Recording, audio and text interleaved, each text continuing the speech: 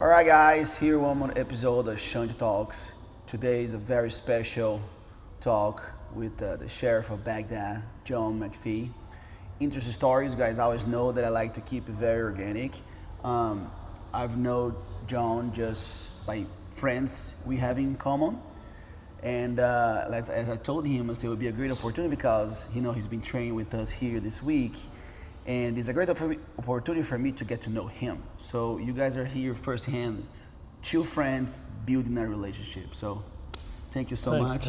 Thank for you. being with us Thank here you. today. Yeah, I'm honored to be here. Well, first off, this guy's a legend. Come on, you know what I mean? But I'm honored to be here, and yeah, I'm ready. Let's go. So John, tell a little bit about growing up. Where were you from? You know what I mean? Tell a little bit about your background. Yeah, so I grew up in Chicago area. I finished high school.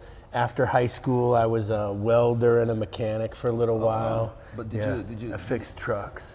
Did you do trucking like within high school? How did you find the passion for trucks? My stepdad owned a truck, and he knew I was mechanically inclined as a little kid. So by the time I was 10, I would service his truck, weekly service, keep it up, grease it, service it, just brakes. Wow. And he would pay Minimum wage? Yeah, slave labor. And slave then labor. I earned an allowance, you know what I mean? And he had the truck service. But and then as a kid, I used to pump gas. Oh, wow. I pumped gas my whole childhood, in diesel trucks. People used to roll up and you pump their gas. Oh, wow. So that's kind of how I started. And then from pumping gas, I was already mechanically inclined, so I serviced trucks and cars, and then I started welding, and then I worked at a shop where I just fixed these if a truck flipped over, it would collapse a part of the wall. I'd remake the wall, a new wall, and just weld it in, kind of deal. So everybody talks about Chicago being, I just had an interview with Lovato Sr., and he talks about how Chicago is very tough. Growing up, as you guys know, John is the military, he's a Jiu-Jitsu purple belt. Growing up, did you face any situations where you had to defend yourself, or your family were able to keep you away from this? Yeah, I defended myself daily, man. Oh, wow. I got beat up. I got beat up on the bus to school. All the time, man. I don't know, I probably had hundreds of fights after high school. I used to get beat up on the bus, 72-person bus. It'd be everyone against me. Oh, wow. Every morning in Chicago. Did you do anything wrong, or just because it's the whole bullying culture? Yeah, I didn't belong. Okay. You know what I mean? I didn't belong. So the school had to pay for a cab because there's so many fights on the bus. And what I learned, I didn't win the fights. I didn't always win fights. If I could win a fight, I needed to win it quick. I knew that, and that's hands. But if I couldn't win the fight, and you're going to see these guys tomorrow and the next day, you got to individually start hurting them. Oh, wow. So they're out a couple days, and then they think twice about fucking with you again. Yeah, because usually the bully, when bully gets bullied, and then it's a whole domino effect. Yeah. Nobody messes with you. And you never thought about martial arts back in the day? Man, there was no martial arts. No martial arts, no Bruce Lee, no Rambo, there's the Rambo. Oh, so you gotta get a knife and a gun. Yeah, I mean, yeah, right? There was I don't know, there was nothing back then. I didn't even know anyone there was no there wasn't even any karate or, I don't even remember that. Just maybe it was the Chicago in 1970s, but I don't think anything like that was an opportunity. I wrestled a little bit, in high school, but that was really the only opportunity we really had, Mm-hmm. All right, so then you did welding, which is great. So kids, do something with your hands. Yeah, learn a skill. Never know when it's the apocalypse will come out, and you need to fix something. I'll tell you, we were, I don't know if it was Iraq or Afghanistan, but we're on a plane, we're getting ready to land, and one of the trucks broke a brake line. Oh, wow. And what do you do? And I used to be a mechanic. I fixed it. Okay. And I pinched the brake line to where they had 5 brakes out of 6.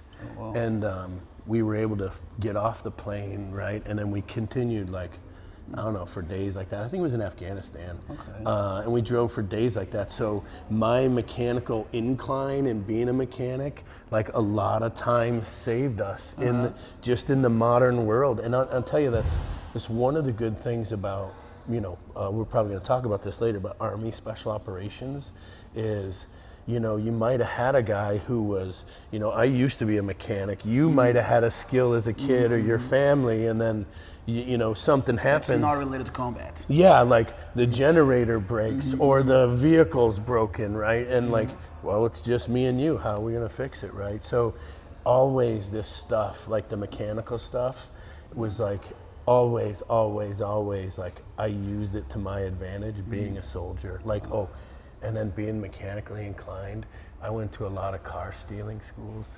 Oh, wow.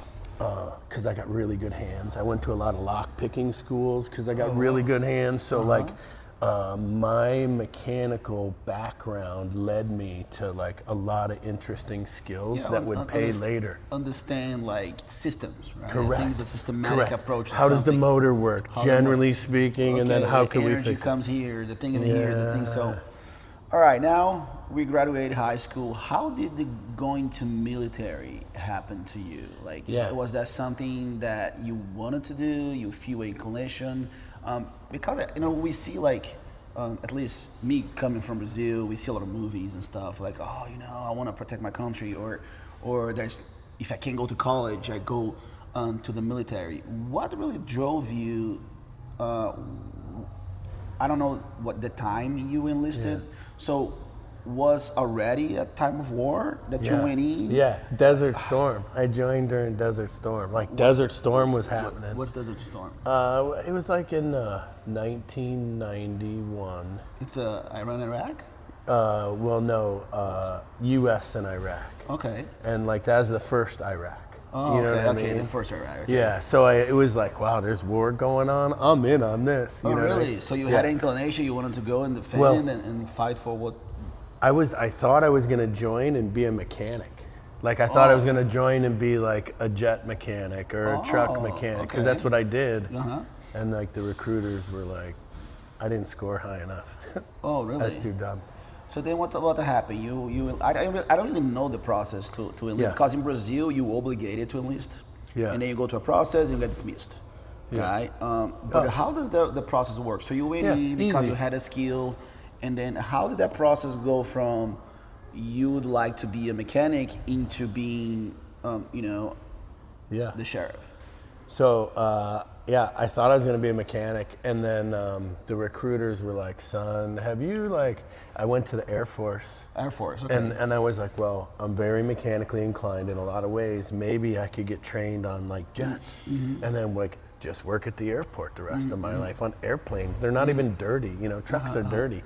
So I thought I would do that. I went to the Air Force recruiter, and he's like, son, have you, your scores aren't high enough, you know what I mean? He's like, have you talked to the Army or Marines? And I'm like, really? Yeah, and I was like, no, you know what I mean? So I went and talked to that night, a buddy of mine was an Army Ranger, and he was like, you wake up, you run 5-7 miles in the morning, you do push-ups. He's like, it's the best life ever, And I was like, hell yeah, I could do that, right? Okay. So I went to the recruiter, and I had long hair, and I was kind of skinny kid, and I was like, hey, I want to be an Army Ranger. And these 2 older kind of fat Army guys laughed at me. They're like, hey, Bob, this guy wants to be a Ranger, ha ha. And then they're like, have you seen the movie? And I was like, wait, there's a movie, there's a video? They had I don't know what it was, reel to reel back then. They could show you a training film, first time I seen one, by the way. And I was like, yeah, that looks cool. So I signed up to be an Army Ranger. I went to Ranger Battalion, and literally it was easy as you signed the paperwork, and then one day I got on a bus and went to training. Oh, wow. And what year is that? 90. So you haven't found Jiu-Jitsu yet? No, I never even heard of Jiu-Jitsu yet. Never heard of Jiu-Jitsu, UFC at the time, right? None of it, no. So you go to the training, right? And then what it take to go from the training process to actually being deployed? So look, there's a cycle to training. The Army's really good at cyclic like training, but there's a cycle to training, and really it kind of goes, it's like a crawl, walk, run method. Okay, we know we're gonna have to do these tasks, right, in war, right? So we should be doing these tasks before we go, right? We should be doing it, this much before we go, and we should start training and getting serious. So it'd be like a phase thing, and we always called it like crawl, walk, run. It's like the belt process, really, in jiu-jitsu, you know what I mean? Like a white belt, he knows this much.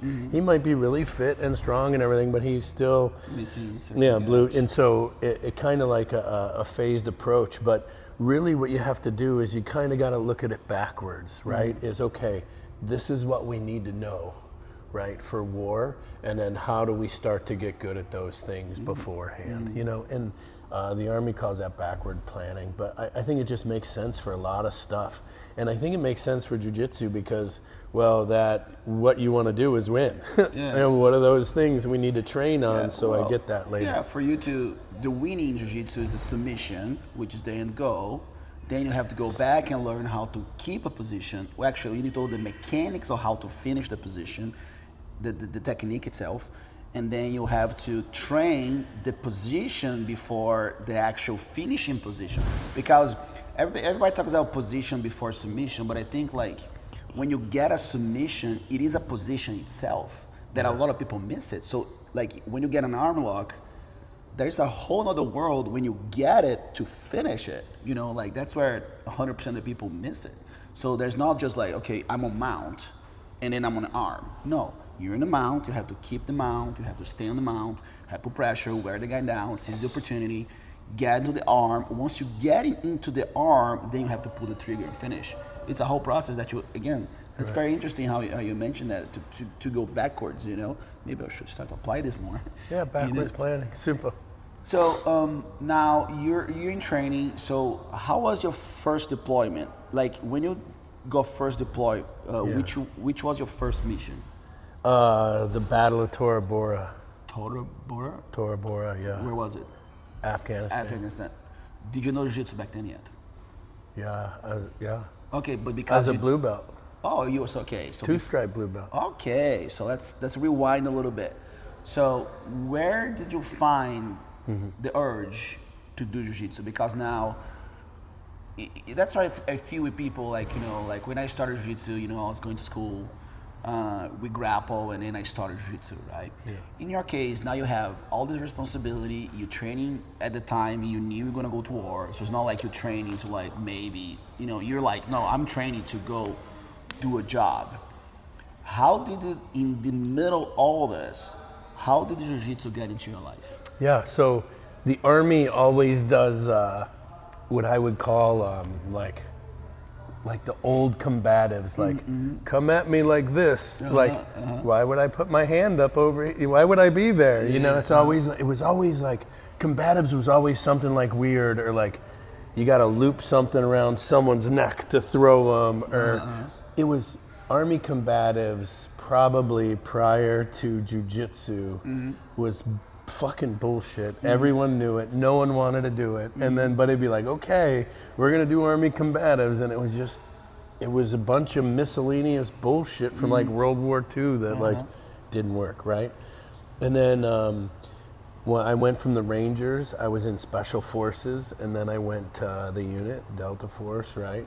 And then when I got there is when Jiu-Jitsu came out, and that's when I met Horian for the first time. Did you met him where, in training? Yeah, they came to us. Oh, they did. So, that's sweet. Yeah, so, cool. You know, we were doing, look, the hand-to-hand or the combatives back then was like wrist locks to like cuff a guy, or like how to take a guy down, but it wasn't like... It's more like law enforcement than war. Right, for me. right, yeah. You know what I mean? So it wasn't like even like fighting, right? And then, you know, like guys are coming back from California. Like I think a guy was with like Hickson a couple times, came back and like, what is this, right? And then like, And then it was like, well, come on, I'll take you on. And like, I used to wrestle, so when I was younger and fitter, I was hard to take down. And like, this guy just took me down, choked me the fuck out, and I'm like, stop! What is this shit? Oh wow!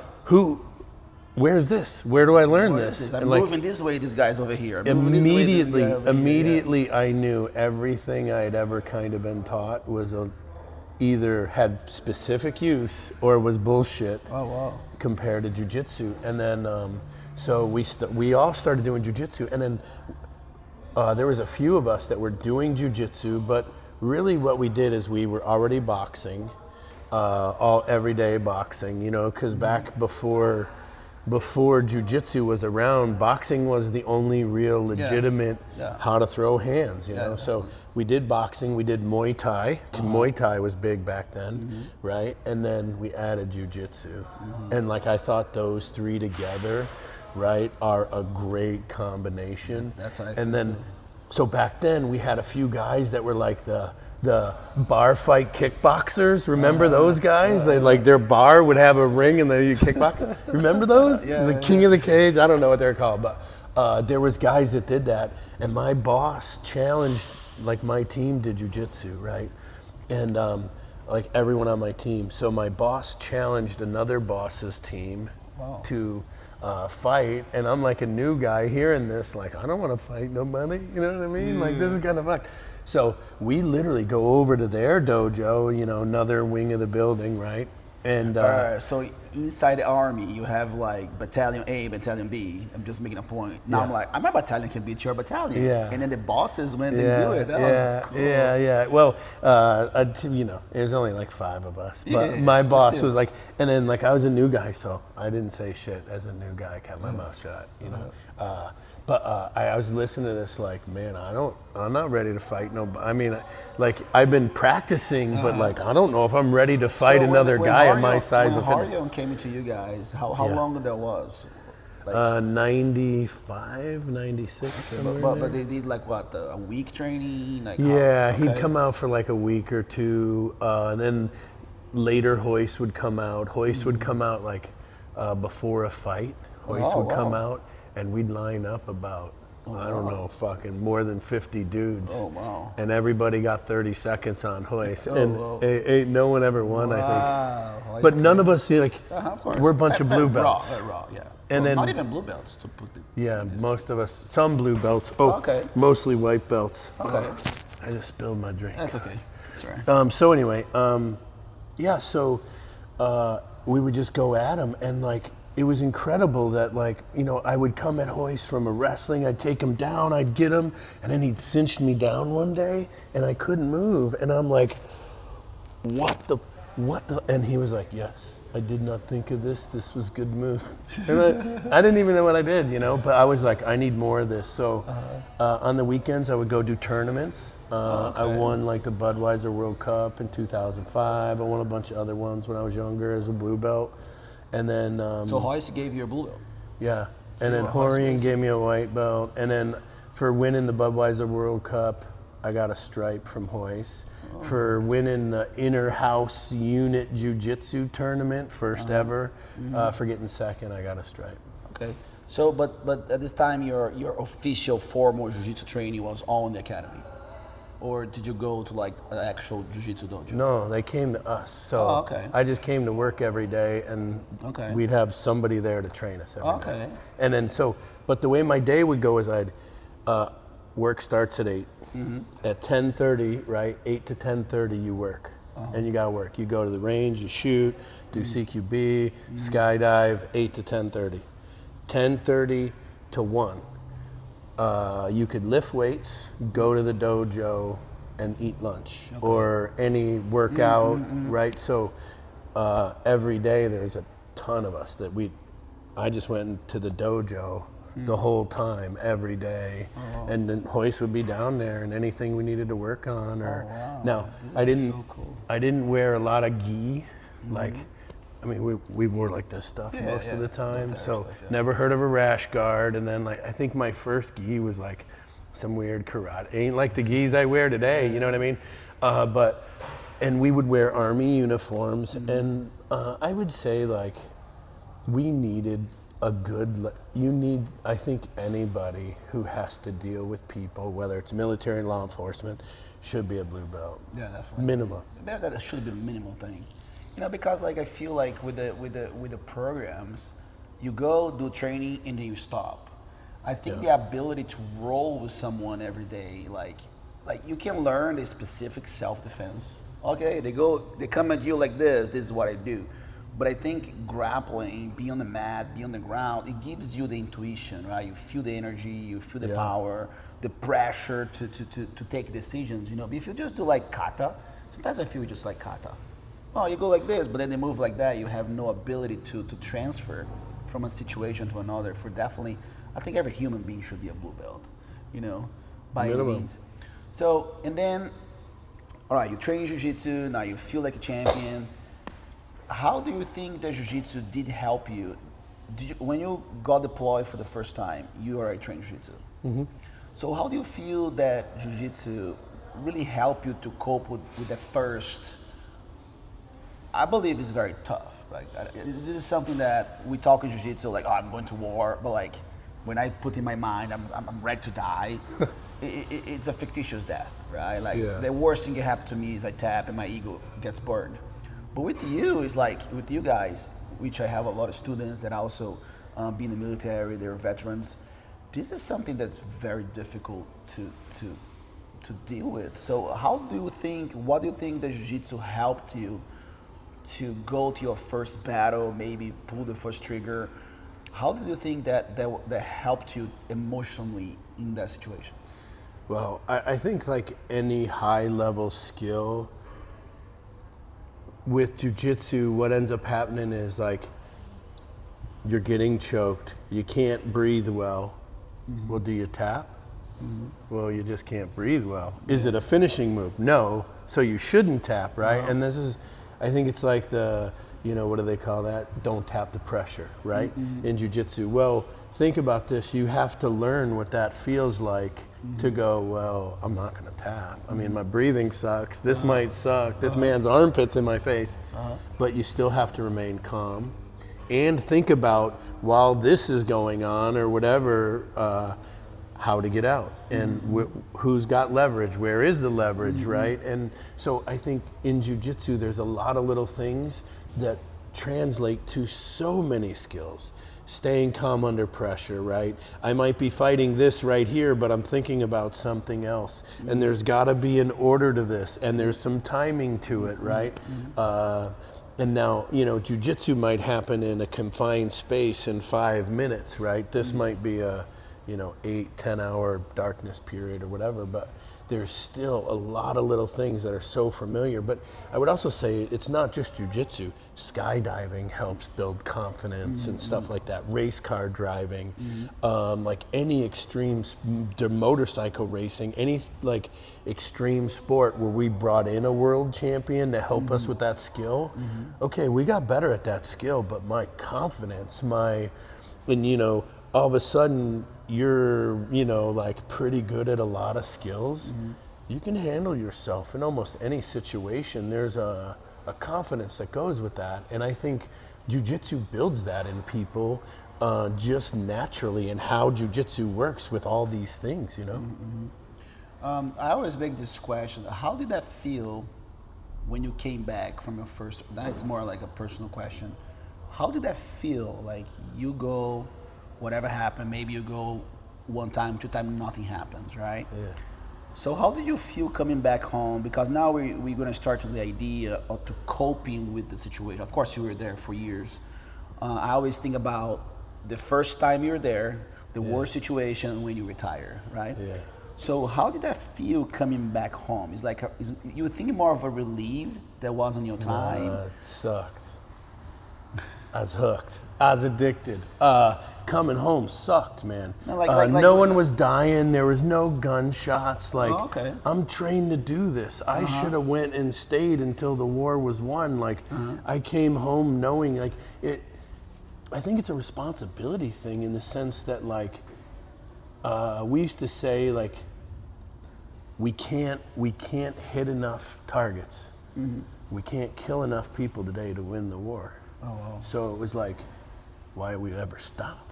Oh, wow. And then, so I'd come back home and it's like, yo, this cop's gonna give me a seatbelt ticket. If I was in Iraq, I'd be like, drive the fuck off. You know what I mean? Like, fuck this guy. So that's where like the whole psychological part plays. Yeah, into like the idea. I just felt like, you know, so my first battle, I was getting mortared, and I was just thinking like, Mortar is like a bomb. yeah, Okay, like they launch it, okay. boom, right? And like when they go off, like, you know, the blast radius probably half the mat size from a small one, you know. But so we were getting mortared, and like it was amazing, and I had no idea what was going on, right? And I looked at a buddy of mine, and I was like, I didn't know like are we shooting that way? Are these coming this way? Like I don't know. I'm a new guy, so I asked the guy who. So the noises and all that. Dirt, dust, like total chaos, right? And I'm like, hey, is this incoming or outgoing? And he's like, I don't know. And like, so I was like, well, I don't know what this is, but this is fucking great. And then from then on, like, I just didn't want to go home. Oh, wow. You know what I mean? Like, you ever have a day in the dojo where you just kind of like don't want it to end or something? Like, I was just like, this is what I'm supposed to do, I think. So you felt a sense of purpose right there? Like, this is, I'm supposed to do something with you more. Yeah. And I wanted to do more. And I was, I don't know, I would say so many times, like, people are like, have you ever had a near-death experience?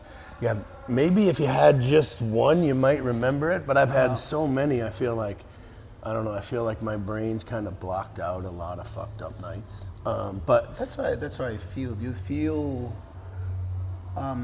that it's a natural response of the body to just shut stuff off? Yeah. Well, yeah, I do. Okay. In a way. Okay, what do I mean by that? Is the brain tries to compartment stuff to keep you safe. Yes. Now, it's your choice to be the victim or not, I think. Okay. You know what I mean? Because if you're the victim, you're like, it's so bad. He's gonna choke me. If you're not the victim, like, oh, he ain't gonna choke me. I'm about to pop my head out, and then it's my turn. You know what I mean? So like, it's the glass is half full, half empty kind of deal. So I think anybody, their brain's gonna compartment. It's like, what side are you gonna choose? And I always chose the positive side, like to be positive about it. So that was just, so you think you're able to just like, if I'm gonna do this and whatever casualties, I will do it.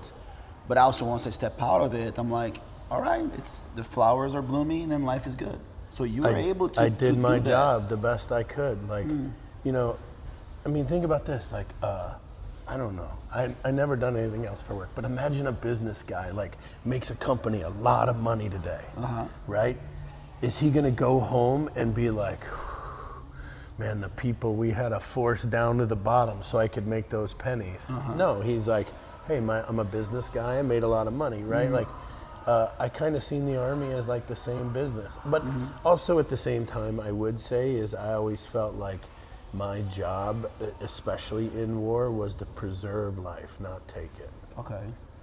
Preserve your own first, your people, right? 100%. Yeah, it's the same. 100%. Which now it gets me. Before Jiu-Jitsu is a lethal thing. Let's put it this way, right? Not lethal as war.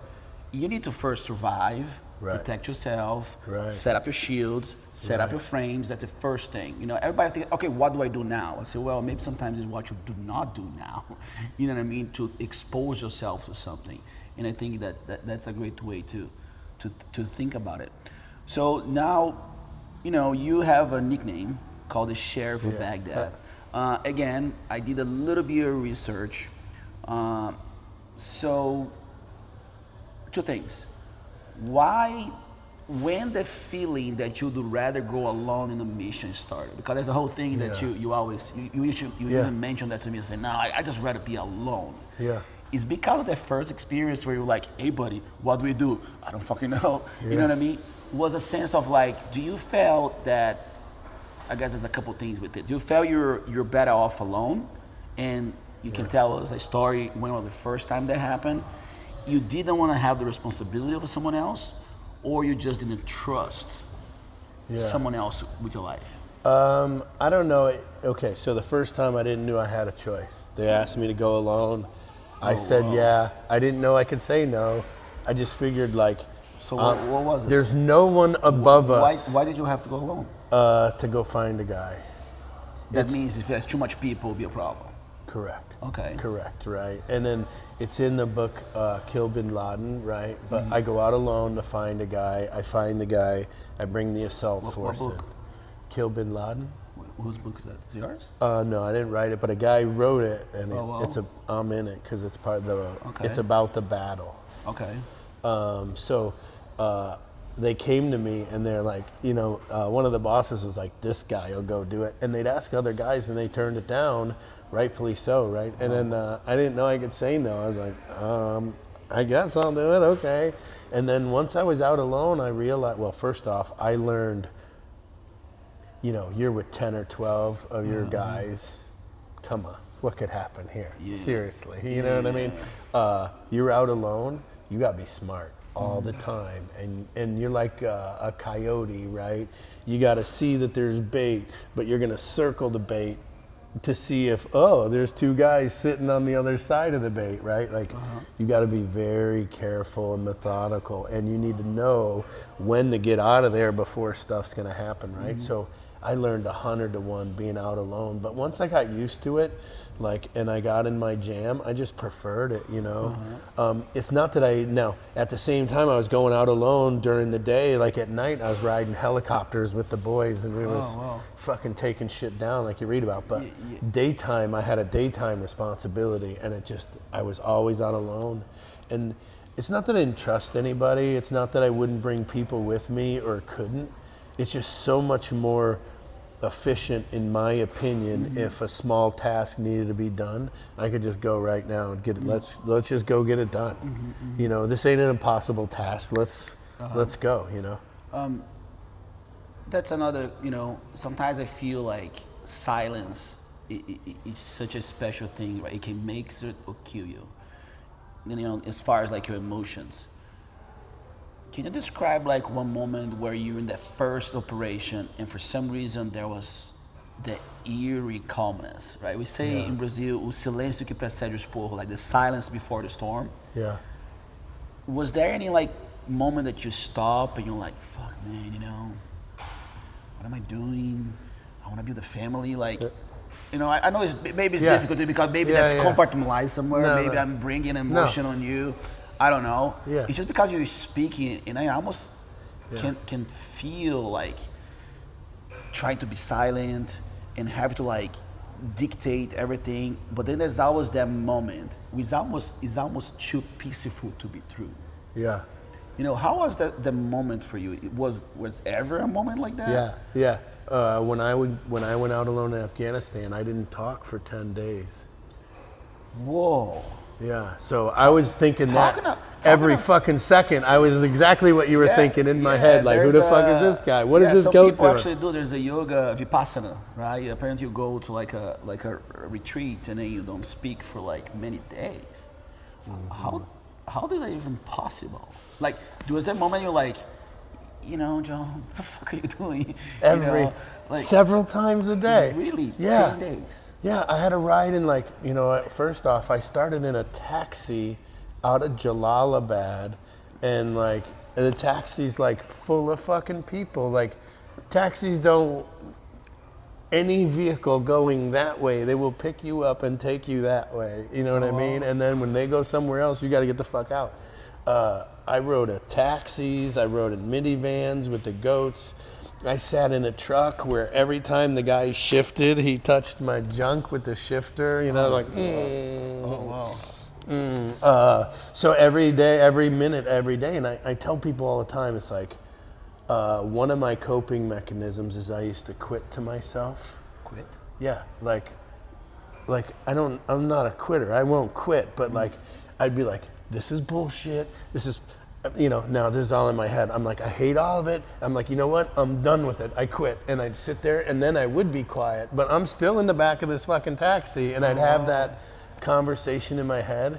and like allowing myself to say I quit, even though like I obviously didn't quit. I'm still here. I can't get out. It's too. I'm too far in. Would just kind of help me a little bit, and sometimes it'd like make me laugh, and I'd forget about it. But I don't know. I used to think that was like some type of pressure relief. You know, you can't just argue with yourself all the time. You know, like, well, what if I give myself the win? Yeah, I should fucking quit. That's dumb. That's just such a strong internal conversation. You know, a lot of people talk about visualization, right? Like, let's talk about like, let's go a little bit into like sports, like visualization and things like this.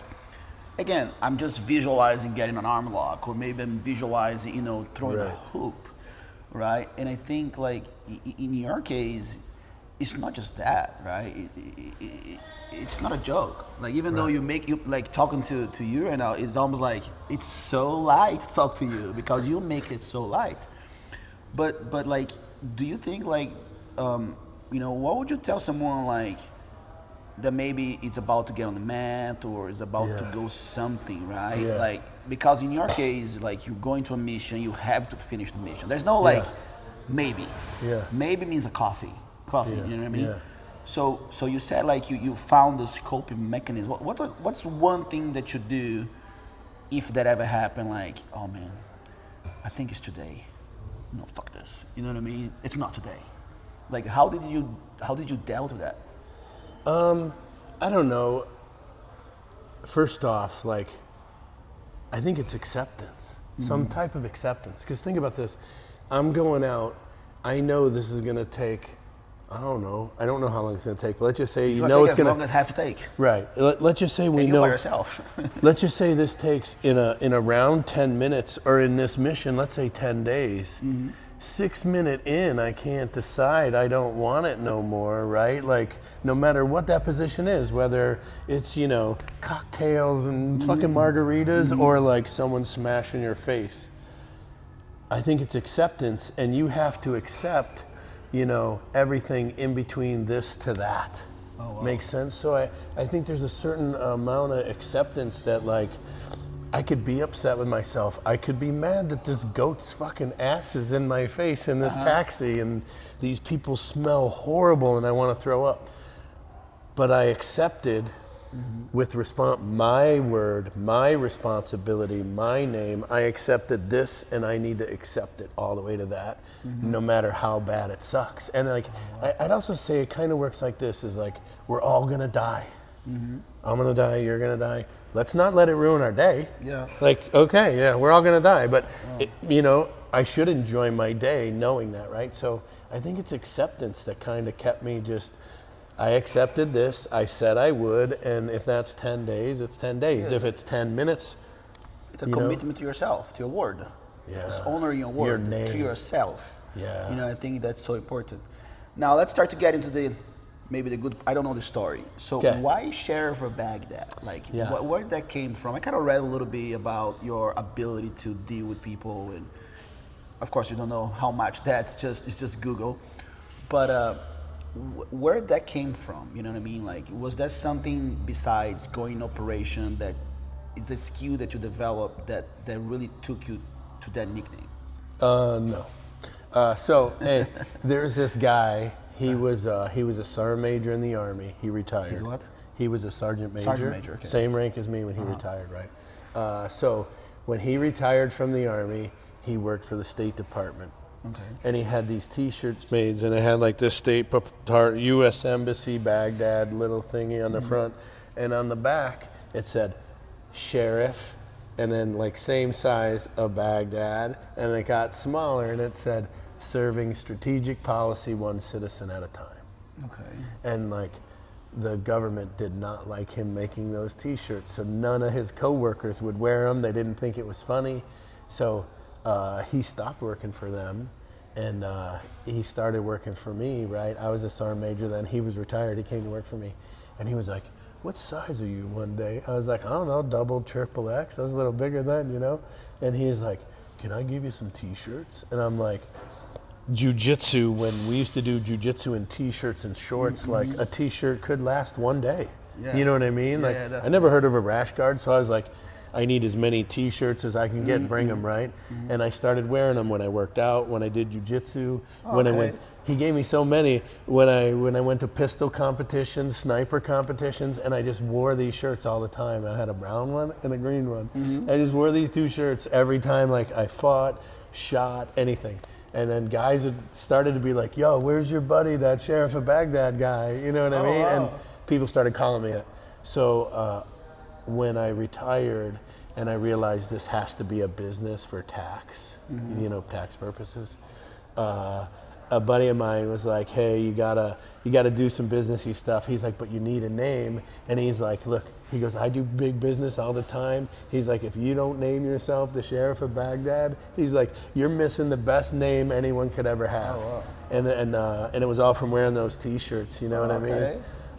And then like also we go to Starbucks and like, you know how they call the names when you get your coffee? Like, I don't drink coffee, so I get like a hot chocolate or something. And he'd always be like, and sprinkles for the Sheriff of Baghdad. You know what I mean? I'd be like, Wow, so all right, so Google was kind of wrong.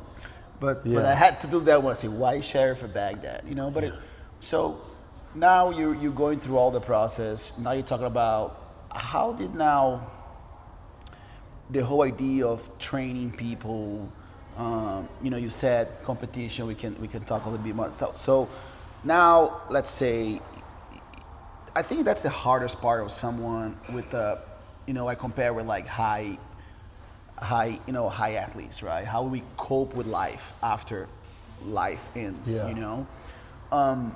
How did it all came about? So now you're about to retire. How did the whole idea of competing in shooting, that's what I did, sniper. So how did that came for you? Because now you're like, all right, there's no more war, there's no more things that feeling for you. I think you really appreciated your workload, your task, right? I think you're a task person. Okay, the tasks go over there, I'm gonna go over there. I don't want you, I'm going over there. So how did that civil life start for you? I say this is like a lot of guys talk about PTSD, especially when guys get out of the military. I don't believe in it. I think it's a human condition. I think it can be cured several ways. Less alcohol, better diet, less fucking drugs, right? And I've done all these things myself. So I think like when you kind of... So do they, now it's more a technical question. So let's say you get out of there. What's the process? Do they take you to like a psychologist? Oh man, you gotta do all kinds of stuff. You got like a year to retire. You gotta see all the doctors, take physicals. And the first thing they put on you is a pill. You gotta take, if you like, I broke my back in Iraq. They give me these pills called Dilaudids, which is, I had an arm surgery. I think the Army OD'd me on Percocet. So the Army told me I was allergic to Percocet, so they give me a stronger pill. And like, I just laid on the couch, you know what I mean? Which is like, maybe before we talk about that, because I met a buddy of mine, Sean, he was in the Navy, same thing. Which is interesting because I think like 50% of the military, I had a problem with my back. For some reason, of course, you know, carrying the things. And it was the same thing. They just looked at him, take those pills. Next thing I know, 2 pills, 3 pills, 4 pills. He got addicted to heroin. You know, now, now he, you know what I mean, he's sober for like many years. So, in your opinion, why, like, it's almost careless, I feel. It is. You know what I mean? Like, I'll say, no, man, let's get you in a program, let's get you in Jiu-Jitsu, which now we have, you know, we have a lot of extra projects that do take these people. No, do not go into those routes. Let's go get you into sports. And so what do you think has to change for, because I think it's a lot, right? Man, I think it's a culture problem. They told me it's always, I think it's, no one has bad intent, I think, right? But at the same time, it's like, well, you hurt, take the pills, it's better living through science. But it's like, well, did we fix what makes you hurt? The answer is no, you just took a pill to ignore the pain. You know what I mean? And think about doing that mentally, right? It would really screw people up. But I think you just take the pill to ignore the pain instead of looking at like, why does the back hurt? You know, is it cause you're out of shape? Is it cause you're overweight? You know, like I was 280 at one point and just started losing weight over the years because when I got on a scale, I figured I ain't never even seen anyone as heavy as me. I'm fucking fat. But my knees hurt more, my shoulders hurt more. Let's see, what else hurt me more? But it was because I was out of shape. My muscles weren't in balance. You know what I mean? I didn't have any strength. Like, I think there's so many things. But it's a culture thing where it's just take the pills and move on instead of like, you know, doctors don't tell anybody the hard road. Like, you know, guy comes in and he's, for example, right, he's, you know, 400 pounds. A doctor can't tell him, yo, lose weight. Lose weight. It's just it's that simple. Up. Why they can't do that? I don't know. It's they just don't. Like being a friend. Well, yeah, but they'll give him a pill. Yeah. You know what I mean? And now he has a pill. He's drugged in the couch. Yeah. His heart's gonna go to shit, and then next thing I know, he has a bullet in his head. Yeah. But I think it's a culture thing, is why they give the pills. I'll tell you, like, I think the best thing they could do, honestly, there should be a program where like, there's no reason why a guy like me should retire and just like the Army just like, see you later. See you later. Right? Wow. Like they should be giving me other jobs, or only because think about the experience, everything, all these guys, whether it's police or whatever, and then when you retire them, what do you do for them? It's like see you later, right? Yeah, I think you hire someone from the military, half of your problems are solved because they know discipline, they know hard work, they're very, you know, like, yes sir, no sir, let's go do this. It's a task, right? Because I think in military it teaches you to be task oriented. That's my task. Yeah. It could be blow some brains, or could it be just fixing a door, you know? And I think like we need more of this. Yes. You know, I think that's the number one thing about military. I think it's the same thing almost like some people relate that to martial arts. Oh, you gotta be disciplined, get you in the military. You know, you gotta get disciplined, whatever, gets you to Jiu-Jitsu. You know, so I think it's half of the problem. I think law enforcement should be all the ex-military because the training's already there. Yeah. They like being in shape, you know, most of them. Yeah. And they know emotional distress. You know, when I watch those cop videos, it's ridiculous how emotionally unstable they are. It's fear. And they weren't even in war. Like you were talking about, like, I don't have a seatbelt. The fuck are you talking about, bro? You know what I mean? Like, I will shoot you in your brains. So, all right, now we're back into the sports part. Let's say you're gonna shoot targets now to win championships. How did that passion to now develop the SOB tactical? You know, where you teach people. Where did that came from?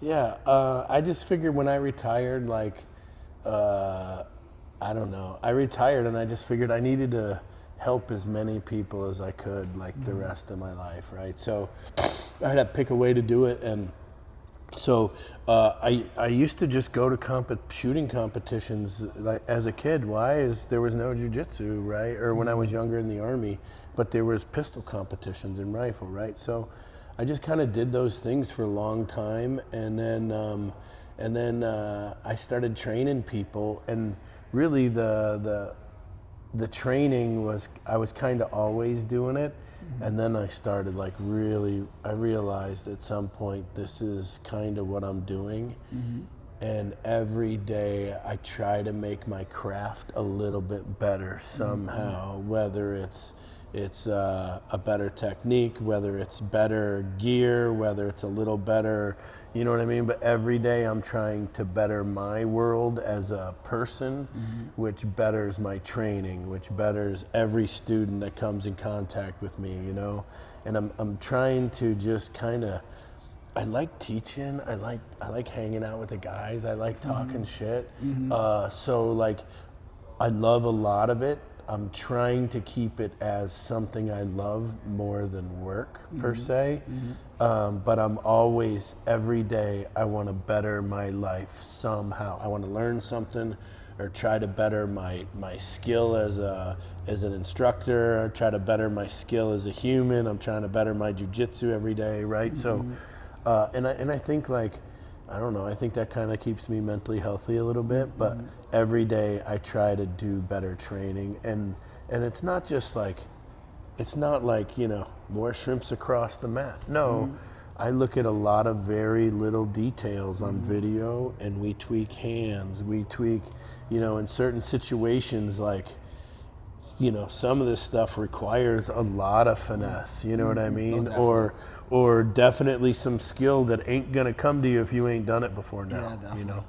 So, so how does that work? Do you have a place you teach? You go and do seminars? Like if someone wants to be trained by the sheriff, how does that work? Yeah, so I teach from Bangor to Miami. I live in North Carolina. So in Austin. And I drive from North Carolina across the country to California. I come here. So I'm in, I don't know, I think I cover about 30 states, 26. But do you have like specific ranges that you go? So I have a schedule, and then a lot of times I train in private property, a lot of times, or private ranges. A lot of people I shoot with, shooting has become, it's not illegal, but it's socially unpopular. So a lot of times I pick private property so the people that come can know, like no one else is gonna know they were here sometimes. Okay. You know what I mean? So let's just do that. The gun world's a weird place. I mean, it really is. And I'll tell you this is the weirdest thing about the gun world versus the jiu-jitsu world, in my opinion. If I come in the dojo, I know it ain't your shirt stopping you from whipping my ass. You know what I mean? It ain't the clothes, it ain't the, right? And people understand that here, right? People come to a range and you put a gun in your hand, everyone's equal. Definitely, yeah. So you don't know who can snap out of it. So having said that, right, it's the person having, all things being equal, if you had a gun, we're all equal, except for the guy who really trains with the gun, now we're not equal again. Makes sense?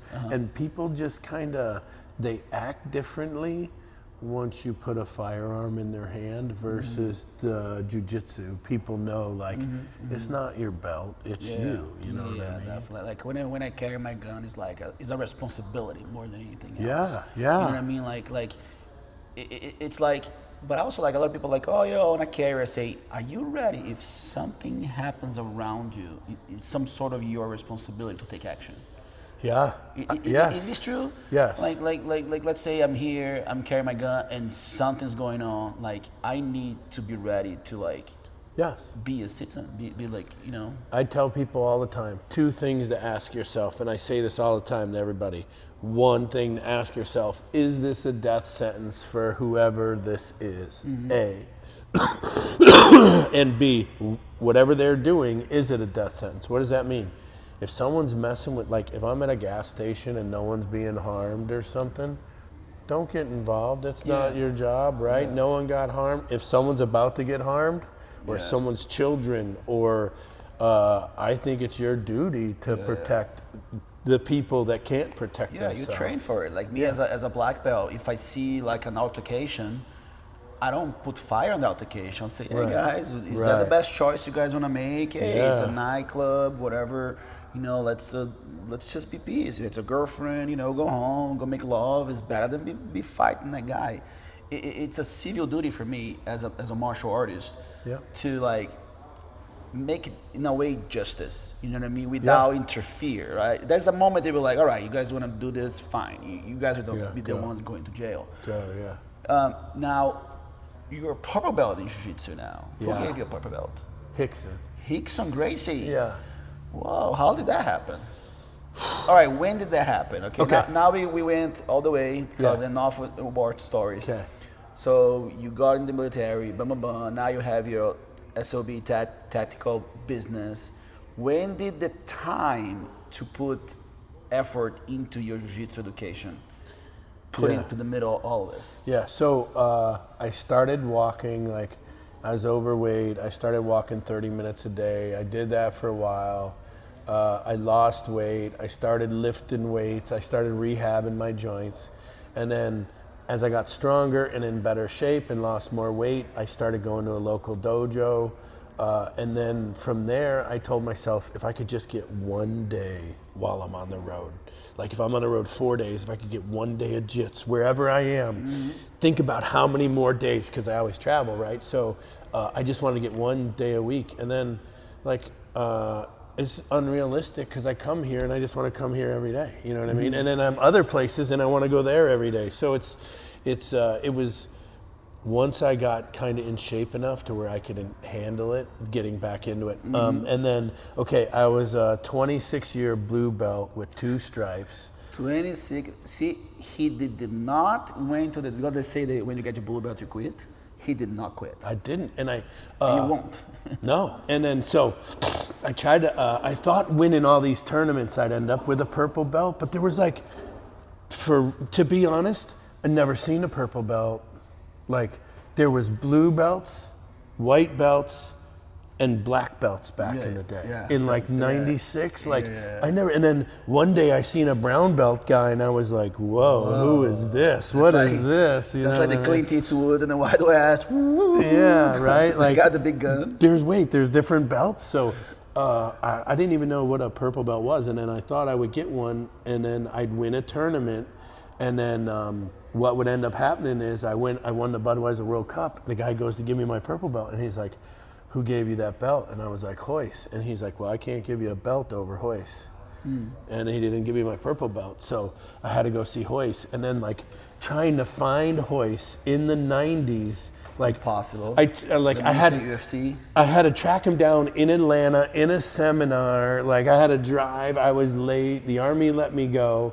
And then Hoist was like, yes, see this man, choke him. You got 30 seconds. And like the guy was like, he was like 500 pounds. And then like, I couldn't even get my arm around his neck. And then my 30 seconds was over. And then I was like, what? And he's like, Big John, you know.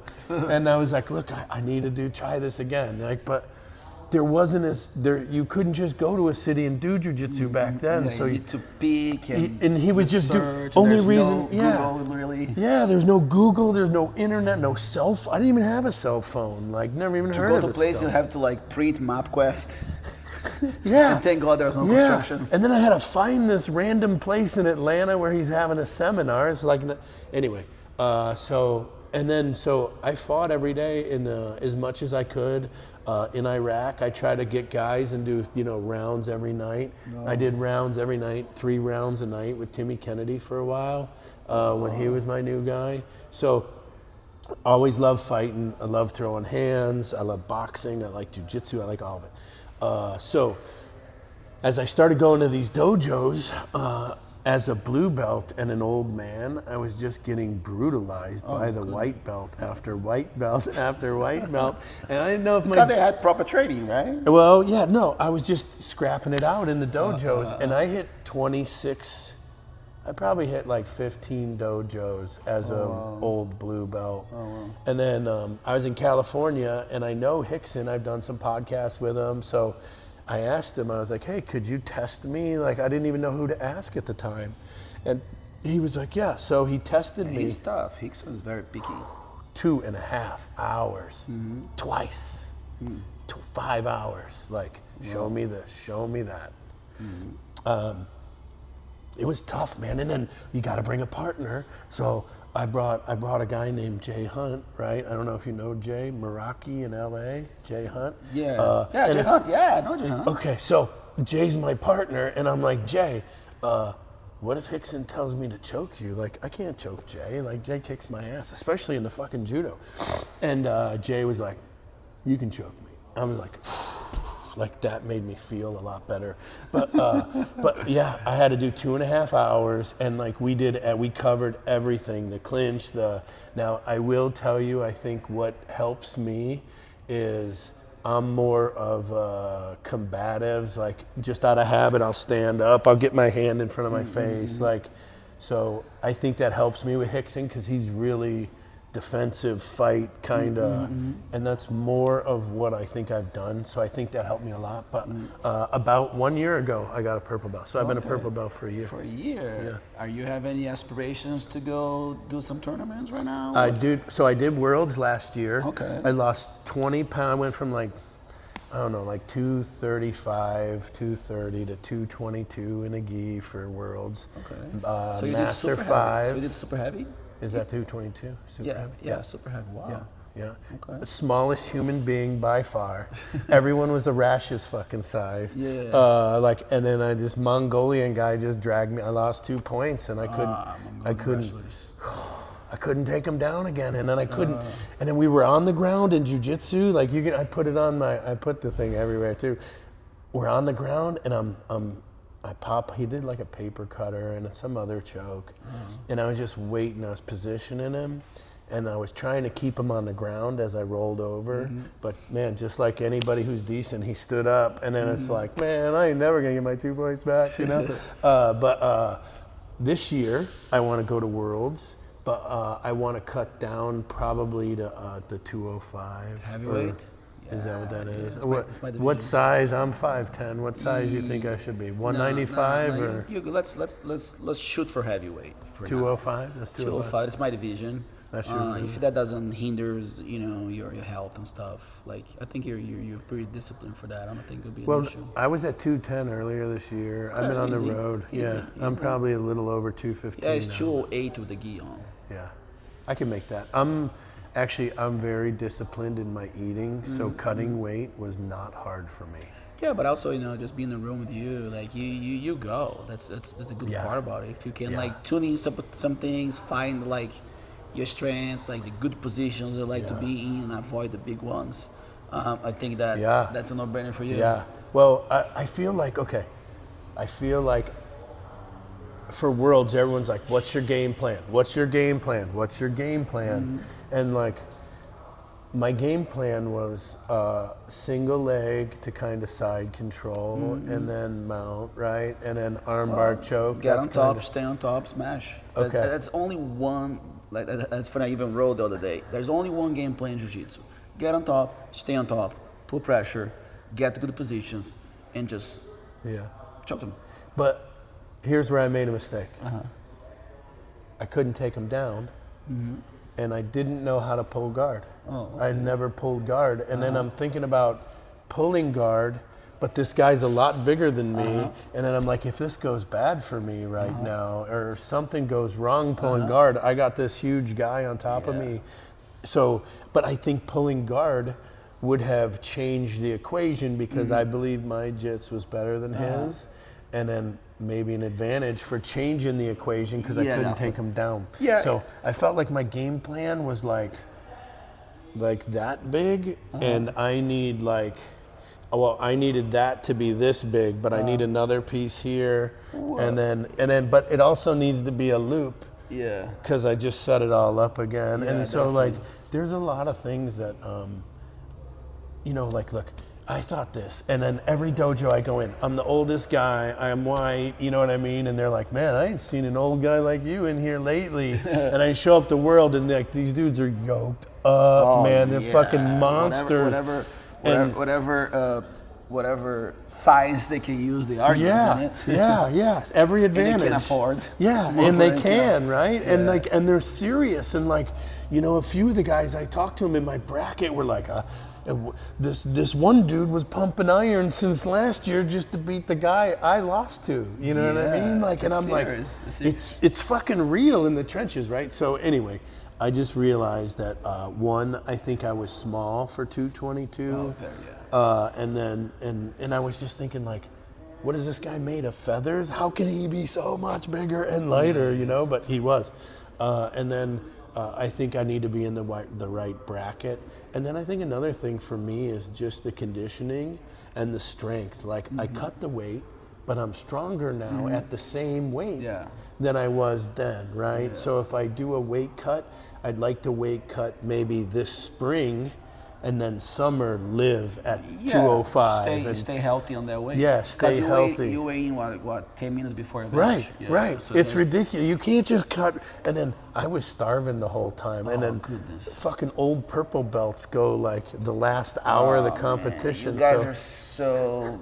Oh man. Sometimes I stay in masters until the end because I cannot see a master 5 parent, father of a family, 8 in the night and I'm going home. No, I'm staying. I'm suffering, and I see the families, dude. I know, it's brutal. Like sometimes I see like the wife, you know, maybe like they're like late 50s, and you can see the whole family, and now there's like the daughter and the boyfriend, and the whole family is there 7:30 at night after being there for so long. It's brutal, and I really have mad respect for Masters of Division. You guys, you guys make it all happen, you know. John, that was amazing. Thank you so much. Thank you very much for sharing. You know, I really appreciate you being here with us. You know, get to know you a little bit more of your story. You know, and count on me, man. You got another world championship. I'll be back here. I'll be back. I'll be there 8 at night. Make sure the Sheriff of Baghdad is the sheriff of his division. Right? Hopefully I fight at like 3 or 4 again, because like 8 o'clock, I don't even know what my energy would be like. Double gold, bro. Oh yeah, double gold. We'll be there. I'll do that. The double gold. All right, let's go. So it's a task. Okay, now I know. Now I know. Bro, thank you so much. Thank you. We appreciate it. And now let's put you on the train. Let's go. All right. Thank you. Thank you, brother.